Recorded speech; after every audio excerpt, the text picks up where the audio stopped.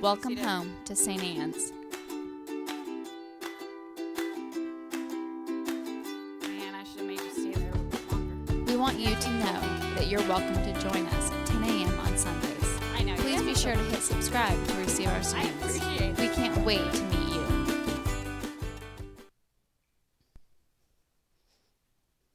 We had to do our gospel a little bit differently today because you guys have been so generous.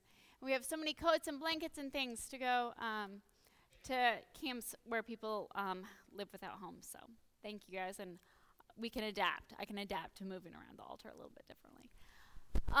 Today is Christ the King Sunday.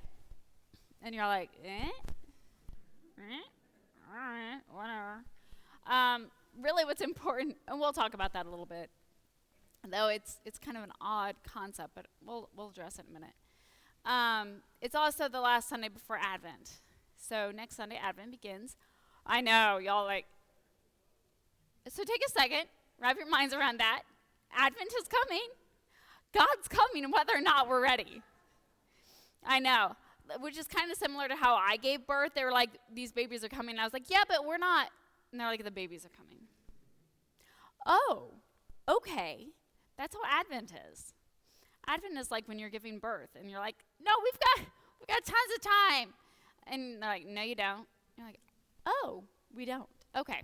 So Christ the King Sunday. It's always the last Sunday before Advent begins. And I think it's kind of a catch-all Sunday, you know? Like, oh, well, we're changing seasons, but we're not quite ready to change seasons, so Christ the King. That's solid. I don't know if you guys have noticed this or not, but we don't live in a monarchy. In fact, we fought kind of brutally in very ugly, tyrannical ways against monarchies, so we really struggle with this image. But the Anglican Church, they love hierarchy. So even though we're Episcopalians in a very democratic society, we still get Christ the King Sunday. And it is an opportunity to break out all the glorious vestments and all the incense. Can't you tell? I got my coat on, we got incense going, all the, no. I know, I would faint. Oh, it's like incense. Paint. Yes. You better notice how much work we did in here because I'm going to be really upset. Yeah. It's the first time since I've been here, which has been over a decade, by the way, that if you look up in the cupola, there isn't paint peeling and weird drippy things coming down. So it's kind of a big deal. So yeah, I'll take the paint over the incense any day. Any day. All right, Christ the King, though. So we gotta talk about it, even though it's an image that may or may not speak to most of us. If it does speak to you, maybe democracy isn't really your thing. And that's okay. We got countries with monarchies. They're lovely. They've got really nice things like jewels and towers to put people. But, so what do we do with this image, right? Because I'll be honest, I think in our society we really, really struggle with leadership and power and dominion and control. And I think, frankly, that's where we need to be really focused today. Because that's the confusion in the gospel, isn't it? That's always the confusion. They think, okay, king. Yes, king. Big white stallion, awesome power, wealth. We're going to take over things. It's going to be awesome. And then Jesus shows up and they're like, you? But like, you? That was like not what we were expecting here. And Jesus is like, yeah, but leadership in kingship is love and sacrificial. And they're like, yeah, no, that is not what we were planning on. Not thinking about sacrificial love. That's not what we had in mind. So even when Christ is crucified, they're like, so fix it. You got all the power in the world. You're God's son. Take care of this. And she's like, yeah, but you don't get it. It's sacrificial love. They're like, yeah, we don't like that, though. Nobody likes sacrificial love. It hurts, and it doesn't make you popular. And sometimes it gets you killed.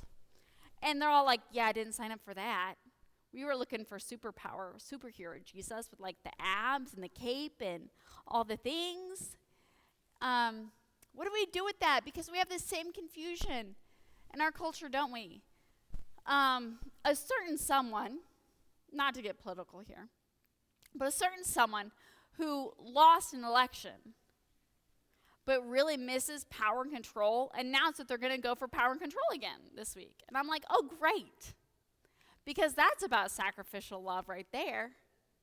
Yes. Yeah, democracy at its best. Sacrificial love. But we are confused, and I even run into this with teachers sometimes. I need more control in my classroom.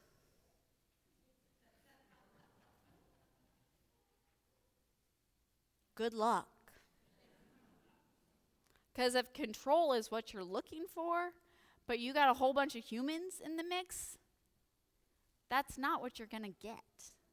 My favorite when I first came to this diocese, I come from a very open and progressive diocese. The Diocese of Iowa has always been very open and progressive, right? And so we weren't worried about like collars, investments, and all that stuff, because that's not where your authority comes from, right? And so I came and I went to my first clericus, my first meeting with clergy.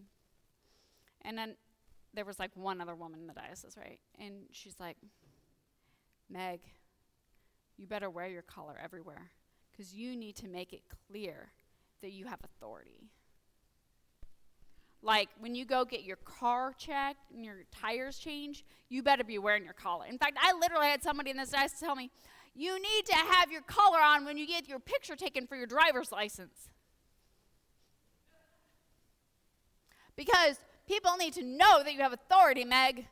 And I looked at this priest and I said, if what I'm wearing is where my authority comes from, then I ain't got it. And I think that's something that we have to be reminded of all the time, because sometimes we cloak ourselves in power and control and titles and names and what we wear and all these things, thinking that that is where that leadership is. We think leadership is about control. And I'm here to tell you, if you think control is the answer, your problem is way, way back there. But you and I get suckered into the idea of control, don't we? If I can just control my kids, if I could just control my spouse, if I could just control my coworkers, if I could just control this parent, my goodness, just a matter. It doesn't work like that. It does not work like that. And Jesus is there as our model of like, it doesn't work like that. It is not about what you wear. It is not the power. It is not the control. It is about the love. And if it doesn't come from a place of love, then it was never power in the first place. It was never authority. It was never leadership. It was never any of those things. It was ego. Oh, that hurts, doesn't it? Gosh, don't you hate it when the ego gets in there? Don't you? It's the worst, because then we're like, oh, but what now? I'm going to tell you, control is like nailing Jell-O to a tree. The harder you work at it, the more it's going to splatter. And the more frustrated you're going to get. And yet, even at the end, they are mocking Jesus of like, what? Do your magic. Do your magic trick. Save yourself. But that was never the point. The point was never Jesus saving Jesus' self. Jesus is okay. Jesus is the Christ, okay? Jesus doesn't need to be saved from humanity. Humanity needs to be saved from humanity. You and I need to be saved from ourselves. And here's the thing. When we lead with love, it looks different. It looks different, and frankly, it feels different. And sometimes it's scary. Sometimes it's scary. Because here's the thing. When you feel like you're drowning, what is the first thing you want to do? Scramble for control, right? You start digging and climbing.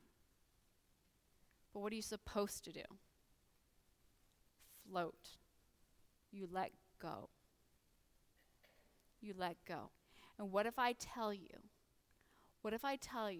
that God is saying, let go? All that stuff that you feel the need to control. All those things, all those people that you're like, if I could just control this, if I could just fix this, then I'd have it together. What if I tell you, let go? What does that look like? It feels scary, doesn't it? It feels really scary. But you can't plan your way out of humanity. You can't control other people. You can't, frankly, control yourself. Anyone here got their life under control? Nope. Bueller? I don't. And that's why when these kids come in, they're like, my teacher doesn't like me. And I'm like, well, I don't know what to tell you. Sorry. Well, they don't respect me, so I'm not going to respect them. That's going to go well. And then the teacher comes in, that kid doesn't respect me. Nope, they don't. I already heard about it. If you are going to demand control, you're not going to have it. If Jesus came into this world to fix it, whoops, that didn't work. But what if? What if Jesus came to love us? What if, just what if, Jesus came to say, let go. You are loved and you are okay. It is all right. Let go. And what if? What if that's what leadership really is? What if that's what kingship really is? What if that's what parenthood really is? What if that's what being a spouse really is? What if that's what being a coworker, a teacher, anything, a neighbor? What if, just what if, it wasn't being frustrated they didn't mow their lawn correctly? Oh my God. Have you seen their leaves? They're out of control. They just keep blowing in my yard. But what if? What if it was about love the whole time? And what if in loving people, as opposed to trying to fix them, we were sharing the gospel? Because that's what Jesus gets. And that's what Jesus is sharing again and again and again.